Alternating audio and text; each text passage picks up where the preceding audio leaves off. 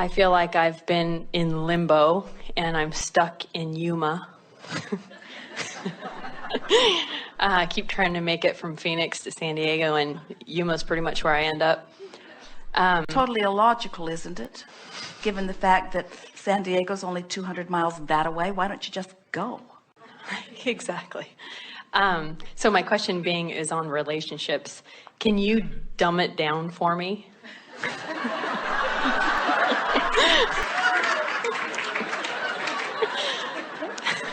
Well, because obviously I feel like I'm close to it, but it's just not happening.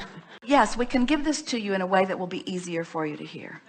So it is easy to see it relative to just pointing your car in the right direction and continuing to go, because that journey is quantifiable. It's easy for you to say it's 200 miles away, it's 199 miles away, it's 198 miles away, it's 197 miles away.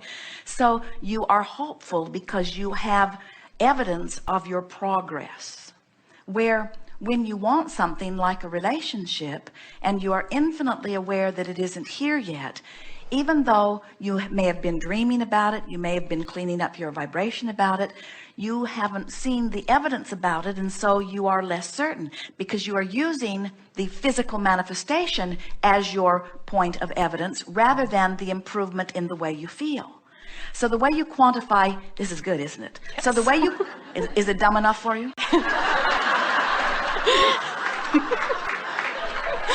Yeah. It's a wonderful question, and we are pleased that you are asking it in this way, because it is tricky when you have been using what you see with your eyes and hear with your ears and so on as your acknowledgement of what's happening, to have something that is 99% created and not be able to see it takes an element of faith that if you don't know about the laws of the universe and you don't know that the way you feel means something, what happens is you'll be moving along. You'll find a positive thought. You'll think about what you want. You'll view something that you appreciate. You'll come into vibrational alignment with the idea of this, and you are moving right along to it. And then you'll see someone who right now has exactly what you want, which reminds you that you don't have it right now, and you turn upstream. So all that's happening is you're turning toward it and away from it, and toward it and away from it, because you're letting what is control the direction of your thought rather than what you want to be. So the key is you have to take the relationship out of the equation. Take the guy out. Yes, for this reason, because did you hear us earlier when we said being without him has caused you to want him, and being with the wrong ones has caused you to specify what you specifically want? In other words, you have created this magnificent relationship that your inner being is already fully enjoying. We'll give you more about that in a moment. So as this relationship is already come to vibrational fruition and you're feeling good about whatever, you're moving toward it. As you feel bad, you're moving away from it. So the work has already been done relative to the creation of the relationship. Now your work is to hold yourself in vibrational alignment with the well-being that is waiting for you, which means your work now is to feel good. So this is the dumbing down part that we really want you to hear, and it is not a dumb question at all. It's the elementary question that you have posed so beautifully. You have to care about how you feel, not about the guy, because the guy's a sure thing.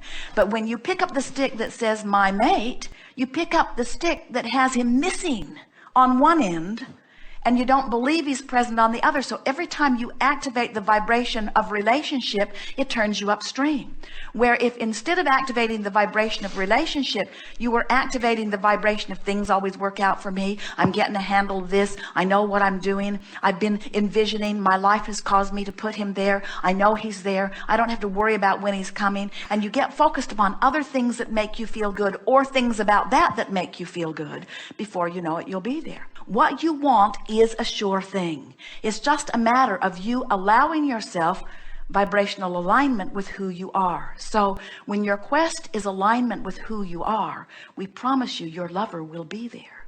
Well, what's happening with you is your picture of who you are and what you want is so vivid, and you are in the process of coming into alignment with that vivid picture. So the timing of this relationship is not because he's late in showing up. It's because you are wanting to come into alignment with who. It is so much better to be in alignment with who you are, him be in alignment with who he is. And when you rendezvous, you're two people in alignment who then recognize each other.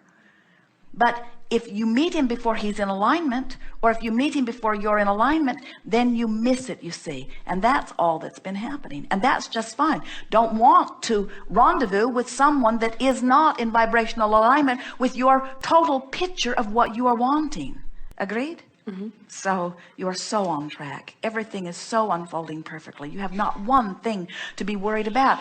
From what we know of your vibrational escrow and from what we feel of you, your sensation should be one of elation. You should be romping towards San Diego, not dragging your heels on the pavement. Right. Well, that's what I think. And don't let anyone else's criteria about how long it's taking, about where you're looking. You don't have to go looking for this. This will come and find you. Your role is to be happy. Happy, and in your happiness, you will be inspired to the conversations, to the rendezvous, to the actions. And don't worry. Don't walk into a room and look everywhere. Is it you? Is it you? Is it you? Is it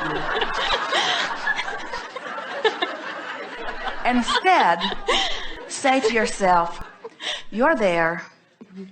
I'll know you when I see you. And when all the bells and whistles go off, I'll take a second look. And until then, it's not you.